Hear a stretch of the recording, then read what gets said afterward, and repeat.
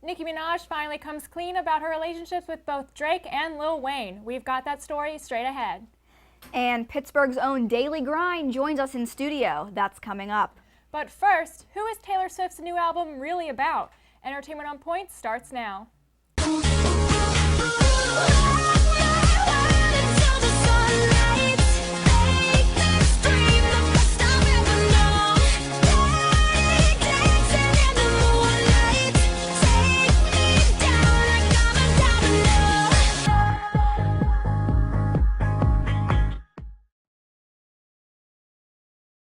Hey guys, welcome to another episode of Entertainment on Point. I'm Aubrey Henken. I'm Hillary Maglin. Well, it's that time again. You know, that time every other fall when Taylor Swift graces the world with an album's worth of new music. This past Monday, Taylor did not disappoint when she released her 5th studio album entitled 1989, the year the singer was born. Now, many Swifties were a little nervous a few months ago when the new record, as the former country crooner stated that the follow-up to 2012's Red would be her first album consisting entirely of pop songs. However, 1989 has gotten praise from both fans and critics, and, no surprise, shot right to #1 on the pop charts. Another detail that may not exactly shock fans, the release seems to be almost entirely about Taylor's most recent and possibly most famous ex, One Direction's Harry Styles.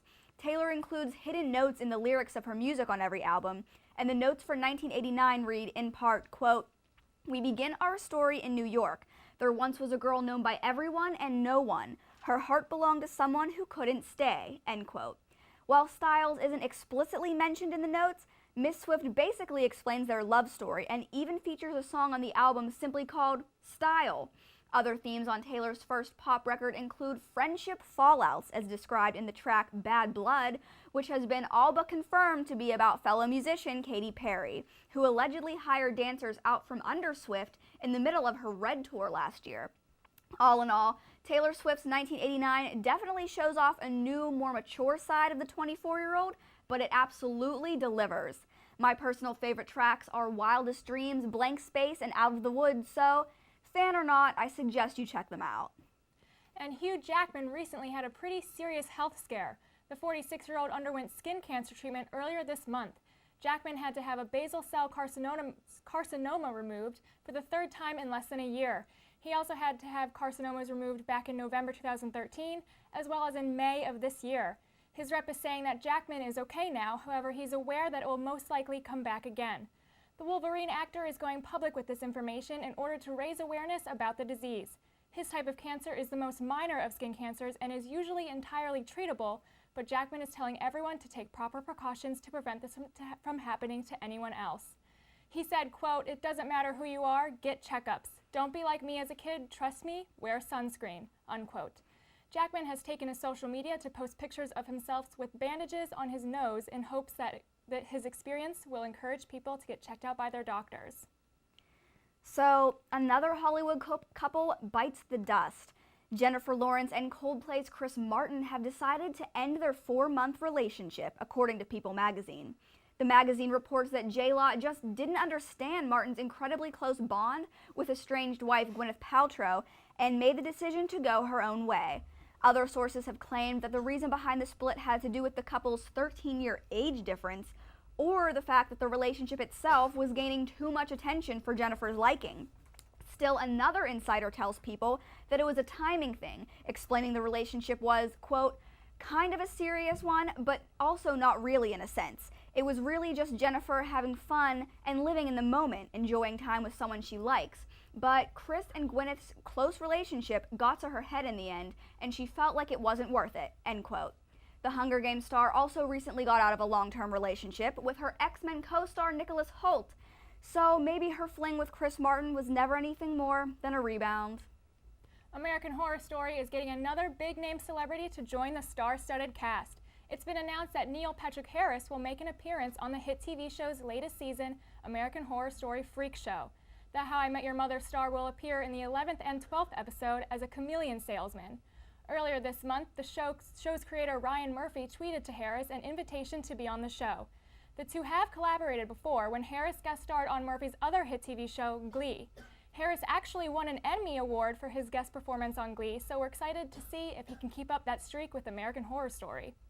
Not only will Harris be featured in the show, but his husband, David Burka, will also be in an episode. Burka will be seen in the show's season finale as a love interest to Jessica Lange's character. Not many details about his character have been released, but we're sure it'll have heads turning. American Horror Story airs Wednesday nights at 10 on FX. Now let's take it over to Alexis Adams for this week's music news. What's going on, Alexis? Well, guys, ever since Young Money hit the scene in 2009 with the song Bedrock, we've been wondering what's really rocking between Lil Wayne and Nicki Minaj and Drake. It has been rumored for years that Nicki Minaj was a little more than platonic with both of the men. Drake and Nicki have openly joked about marriage, and Drake has always managed to weave a lyric of attraction into a few of his songs about Nicki. Drake even stated before that Nicki understands him the most. Well, with Chris Brown on the chorus, the lyrical threesome addressed these rumors in a song that I believe is a little more than satire. The single only discusses what they didn't do to each other, but what they would do to each other.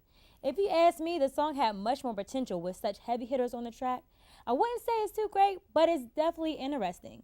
The song was released after the rumored breakup between Nicki Minaj and her boyfriend. I'm guessing he had an early listening party. But speaking of listening parties, you should have your own listening party for the Cage Bird Songs, a collection based around vocals of the late great poet and author Maya Angelou.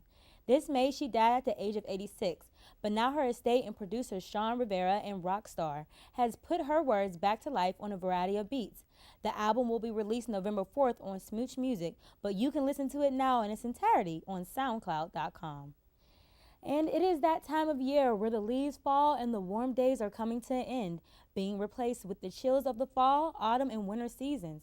As the colder weather introduces itself, cuffing season is almost in full effect. The Urban Dictionary defines cuffing season as a time period during the fall and winter months when people who would normally rather be single or promiscuous find themselves along with the rest of the world desiring to be cuffed or tied down by a serious relationship. The cold weather and prolonged indoor activity causes singles to become lonely and desperate to be cuffed. Normally cuddling and a lot of movie watching and music listening takes place. Complex.com has provided each season's cuffer with a playlist. Songs like Justin Timberlake's Set the Mood, New Edition's Can You Stand the Rain, and Michael Jackson and Paul McCartney's The Girl Is Mine graces the playlist. So grab your boo and this playlist and have a happy season. Season greetings to all. I'm Alexis Adams for Entertainment on Point. Coming up, the newest Bachelor has been announced. We'll be right back with your TV news.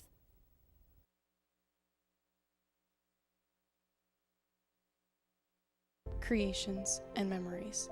We share what makes us laugh and what angers us. Built on the notion of a free flow of ideas, our country thrives on the freedom of speech. Without it, who would watch over our governing powers? And how would we share our history to make a difference for the future? It's this freedom to share that gives us a reason to listen. Start your morning with City News. Start your morning with campus news. Start your morning with political coverage. Start your morning with fun.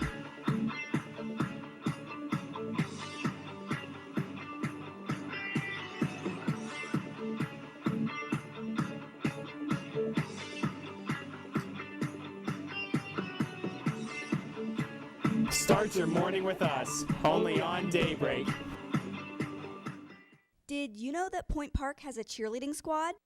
Don't get it confused. Not only do our cheerleaders represent Point Park at regional and national competitions, but they also promote spirit and awareness of every sports team on campus. Come to any men's or women's varsity basketball game at home to watch the cheerleaders perform at halftime and cheer from the sidelines from the first jump ball to the final buzzer.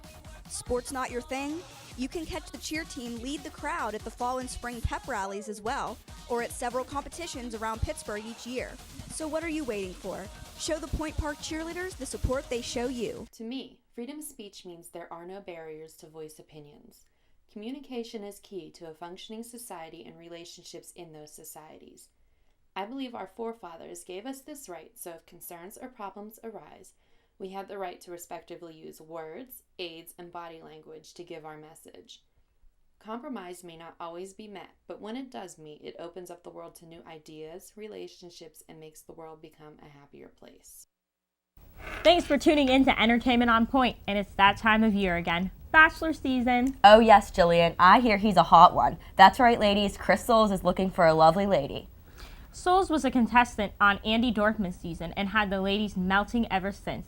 He is a 32-year-old Midwestern farmer and will make his debut as the one handing out the rose this time in January of 2015. Yes, but we have a first look at what to expect this season. The new Bachelor's name is Chris Soules. He is described as traditional, classic, and all-American. Ladies, if that sounds like your dream guy, you better tune in. That's right, Gabrielle. And it was between him and Ari Leyendick Jr., but the producers have decided to use the Iowa hottie instead. He stated, quote, "I mean, coming from a small town, I never really expected to have this opportunity to be on either show, let alone be on the lead of The Bachelor. So it's been awesome," end quote. He also appeared on Good Morning America and stated, quote, "I am going to do my best, and I think I'll do well. I'm looking forward to it," end quote.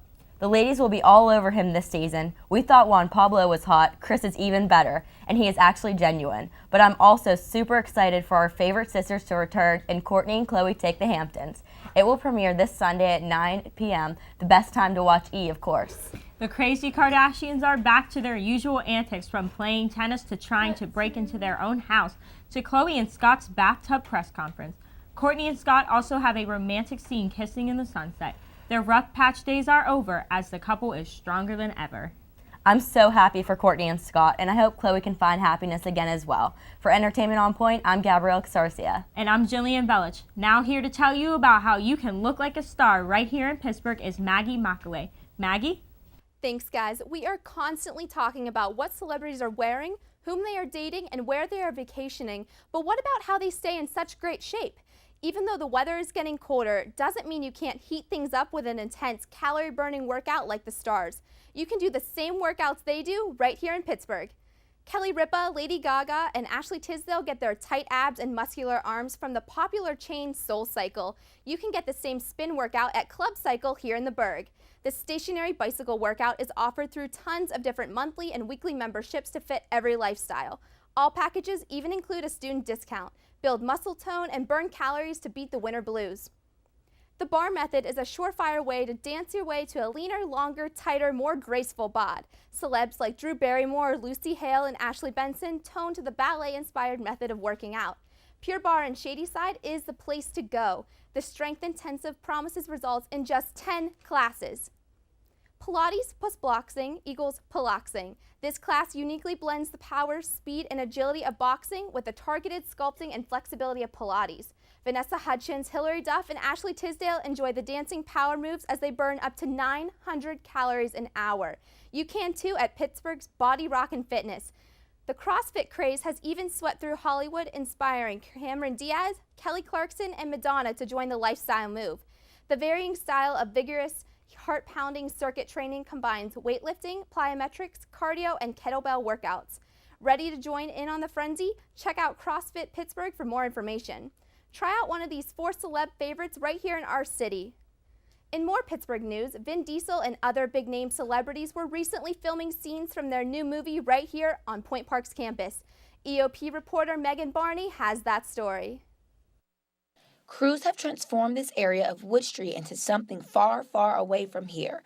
As they film Lionsgate: The Last Witch Hunter, students are on the lookout for the movie stars Vin Diesel, Michael Caine, and Elijah Woods. Point News got a rare glimpse of Vin Diesel heading onto set. Admit it, you've probably walked by and tried to peek into the former National Bank building, which was transformed into Vin Diesel's bedroom. Producer Valentino Morales told me the reason they're shooting in Pittsburgh is because of a tax credit. Now we actually, filming this movie because New York, this would have been $200 million a budget. But now since we're doing it here in Pittsburgh, it's $120 million because of all the tax incentives that we get from Pittsburgh. Tax incentives has been a top topic. That was the focus of an event on filming in Pittsburgh. Panelists Michael Capozzoli, Charlie Humphrey, Don Keyser, and Carl Kurlander talked about their hard work to bring movies here. We had huge amounts of work. Joined 100 games was down there, and they killed their tax credit program. They went from over $100 million down to $10 million, and my fund's been blowing up ever since. She says when movies come here, money follows. Since she's led the film office, 94 films and television shows have come to Pittsburgh and brought in $635 million to the region. Reporting for Point News, I'm Megan Barney. Everyone here at Entertainment on Point can't wait to see that movie. I'm Maggie McCauley, and Brittany Lawfer is here with more of your pop culture news. Brittany? Thanks, Maggie. This past Tuesday, Daniel Radcliffe stunned the audience on The Tonight Show starring Jimmy Fallon. And no, he did not use the term stupefy. Turns out the Harry Potter star can rap. Radcliffe performed a perfect rendition of Black Alicia's tongue-twisting rap, Alphabet Arabics. Prior to his act, the 25-year-old star told Fallon how he loves memorizing really complicated rap tracks. He could really give Chris Pratt a run for his money for the best amateur rapper. Speaking of Harry Potter, J.K. Rowling released a special Halloween treat for Potterheads on October 31st. Rowling posted a new Harry Potter story on her website, pottermore.com. The story focuses on one of Harry Potter's previous professors, the cruel Dolores J. Umbridge. The 1,700-word story will reveal first-person thoughts about Umbridge. Umbridge first appeared in the 5th book, Harry Potter and the Order of the Phoenix. Award season is back. The MTV Europe Music Awards will air on 9 p.m. Sunday, November 9th from the SSE Hydro in Glasgow. Nicki Minaj will be hosting the event, while the list of performers include Ariana Grande, Ed Sheeran, Calvin Harris, Kaiza, Charlie XCX, Royal Blood, and recently announced Enrique Iglesias. Fans can vote this year for their choices on Instagram, Twitter, or Vine. Only 2 weeks later, on the 23rd, tune on to ABC to see the American Music Awards from the Nokia Theater, LA Live in Los Angeles. Fergie and One Direction have been confirmed to be part of the performance list. Others include 5 Seconds of Summer, Charlie XCX, Mary J. Blige, and Sam Smith. Voting began earlier this month for most categories via online and Twitter voting. Pitbull will MC the performance that will begin at 8 p.m. Stay tuned because Pittsburgh's band Daily Grind is in the studio. That's next on Entertainment on Point.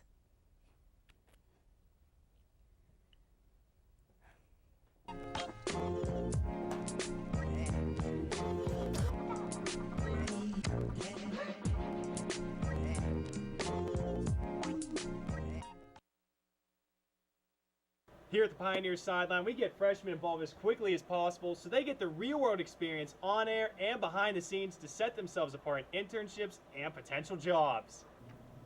Blaine, where is that video? I needed it in KeyPro like yesterday. All right, I got you, Chris. But I had a quick question for you guys. What do you mean the questions? It's always a question. It's always a... What? Where is he? Blaine! Blaine! Blaine! Freshman, you can't find any good ones anymore. Do you know all the things you can do with your student ID?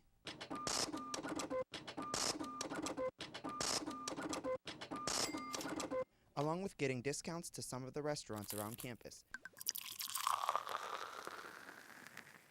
Showing your Point Park ID can net you deals on tickets at theaters in the Cultural District. To check out all the current options, just search Student Discounts on the Point Park University homepage. An expression, a belief, a symbol, freedom to worship, an unspoken word. To express yourself means standing up for what you believe in. There's a freedom to worship, and a freedom to live. To speak never saying a word, to love, to let your voice be heard. The light of your own path. For more information, visit www.freedomofspeechpsa.org.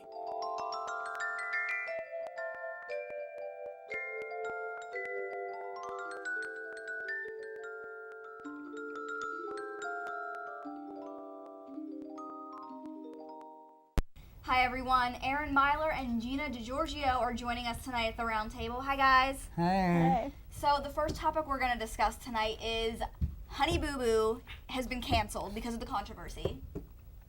I am actually not too upset about this. I was never a big fan of Honey Boo Boo, and I was surprised when TLC gave them their own show. So I'm actually kind of happy that the Honey Boo Boo era is over.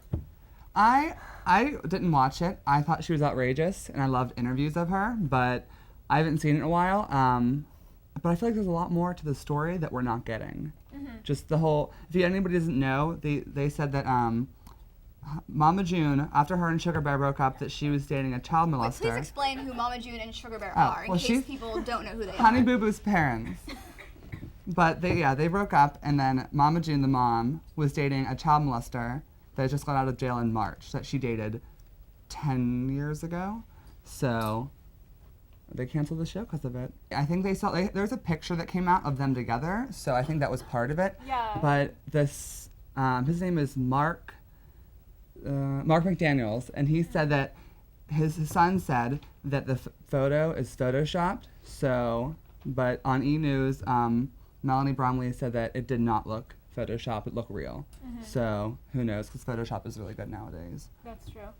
But I also know they had 4 seasons so far, and then their seasons have gone down, in people watching the ratings, so maybe that's it. They only had 1.8 million this last season, and it's still great, but it's not as what it used to be. So do you think they were already, the network executives, do you think they were already planning for a while to maybe cancel the show and this was just the final straw? Because I didn't realize that the show was getting any less viewers than it always had been. Mm-hmm. I thought that they just all of a sudden were like, that's it, we're done, pull this show from the air.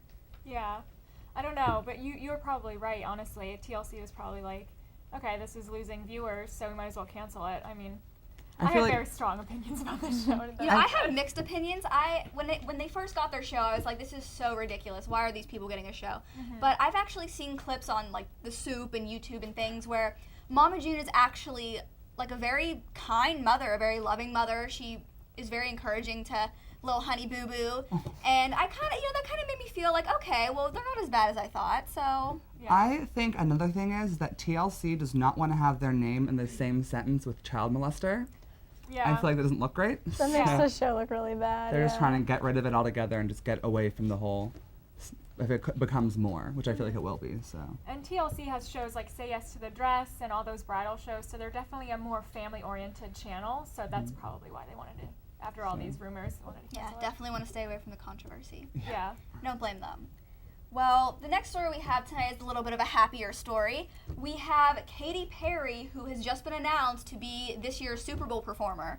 So that's pretty exciting. I'm ecstatic about this because I like big performances, and this will be a big performance. So I'm excited for that. Mm-hmm. I cannot wait. She's going to kill it. I think that it'll probably measure pretty high up to Beyonce's performance. You think? I don't know if it'll reach Beyonce's performance, but it'll definitely be up there. It might beat Bruno Mars's last year. It will. I love Bruno, but I love Bruno. Katy Perry, I saw her in concert once, and she is quite a performer. Some people, talk about her voice, how maybe she doesn't have the strongest voice live, but I enjoyed every minute of the concert that I went to of hers, so I'm excited to see her perform at the Super Bowl. Mm-hmm. I'm sure it'll be really, really good. Yeah, and I know the other people that CBS was thinking about was Coldplay or Rihanna. I think after everything happening with Rihanna earlier with her song, I think it kind of just cut her name out of it. Coldplay would have been really good too. Coldplay would have been good. But Coldplay would have been really good, yeah. The only thing I'm confused about is because Katy, when it was just her name was being put in there, she said the NFL said, oh, we'll have somebody pay to play the Super Bowl because they get such good ratings, they get so much exposure from this that it just makes their career a whole new level. So she said she would not pay to play, and they said they were might have people pay. So I don't know if either they just said, okay, you can do it for free again, or Katy just decided to pay. So. Yeah, I think having people pay to play the Super Bowl is ridiculous. I think doing it for free makes sense, but having the artist actually pay the Super Bowl to perform, I think that's silly. I think the only reason it is you could charge is because you can't get that kind of exposure anywhere else at all. Yeah. You can't. That's true. Now, there's another big controversy connected to this story. Don't know if it's true, but as I mentioned earlier in the show, Taylor Swift's new song Bad Blood is apparently about her feud with Katy Perry. Now, that feud is only continuing with this story because apparently Taylor Swift and Katy Perry have the same tour director, and he's going to help Katy plan her show for the Super Bowl, and Taylor Swift allegedly gave him an ultimatum and said, if you help Katy Perry with this show, I promise you right now you will never work for me again. That doesn't sound very Taylor Swift-like, so I don't know if this story's true, but I just thought I'd mention that because it's a little fishy. Well, we'll probably know on her next album if it's true, because she'll write a song about it. That's true. That's true. I have a feeling that this isn't true. It's probably the media over-exaggerating the feud between Taylor and Katy. I don't even know if there's really even a feud. It probably is entirely a publicity stunt. I'm sure. Yeah. All right, well, keep it right here because up next we're taking things over to the couch with local band Daily Grind. Hey everybody, we're here with Daily Grind. Hi guys. Hey. So if you just want to go down the line and introduce yourselves and say what you do in the band. Okay, I'm Brad, and I play the guitar and I sing. I'm Matt, and I play the bass guitar. I'm Miles, and I play lead guitar and sing a little bit. Well, thank you guys so much for joining us. So how did you guys get together and start the band?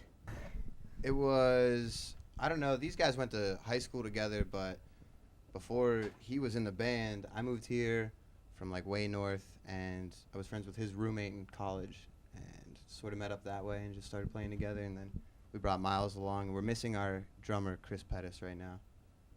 And I went to high school with him, so sort of I went to high school with the drummer, and he went to high school with this kid. We met up. So how did you guys come up with the name Daily Grind? What does that mean? So we were sitting in my basement. I think we were looking through like Dr. Seuss books, and that obviously was not getting us very far.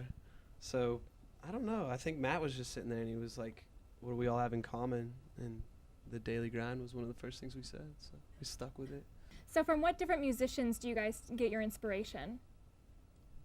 Usually we all like when we're driving around, we jam to like J. Cole, Red Hot Chili Peppers, Incubus. Mhm. I think we sound kind of like Chili Peppers, Incubus in that vein. A little bit of Black Keys. Captain very Geach cool. and the Shrimp Shack Shooters. That's a big one, Captain Geach and the Shrimp Shack Shooters. So what's your best memory from your journey together so far? Miles exposing himself. Wow. We're not allowed to talk about that. We're not allowed. Sounds like a great memory. No, it was great. It was We a won't Nashville. elaborate. It was a good time. But no, I don't think it's appropriate. What's the serious one though? All right, so we played this. We played Murfreesboro, North Carolina. Never go to Murfreesboro, North do it. Carolina.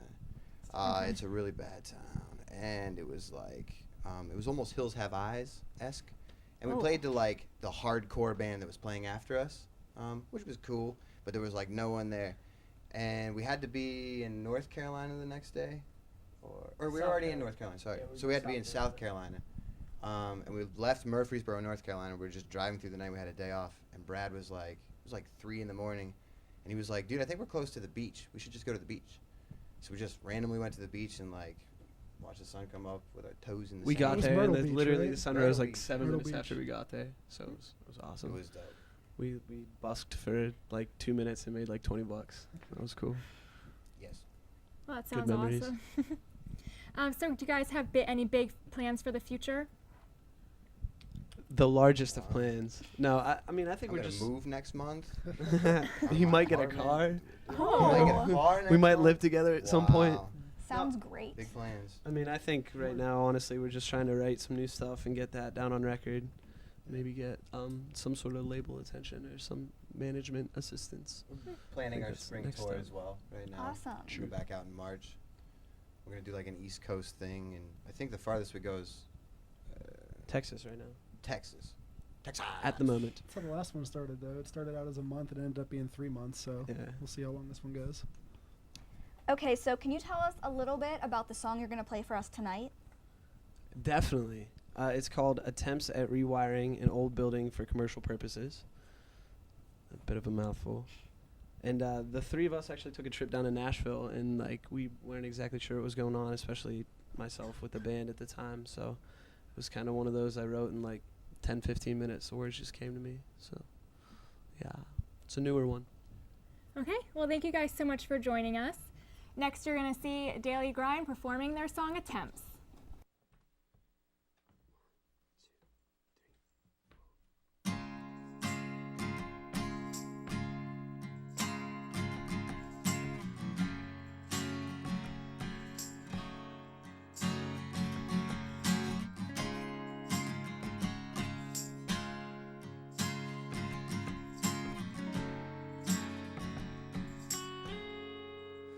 I wanna begin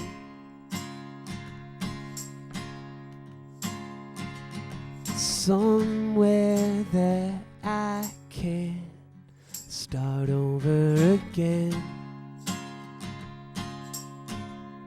I just need a little time away. Not sure if I'm fine if I trust my own design. I mean mine. Or whatever people say, no more than a rolling stone, rolling on without a home. Yeah, no more than a rolling stone that will roll away.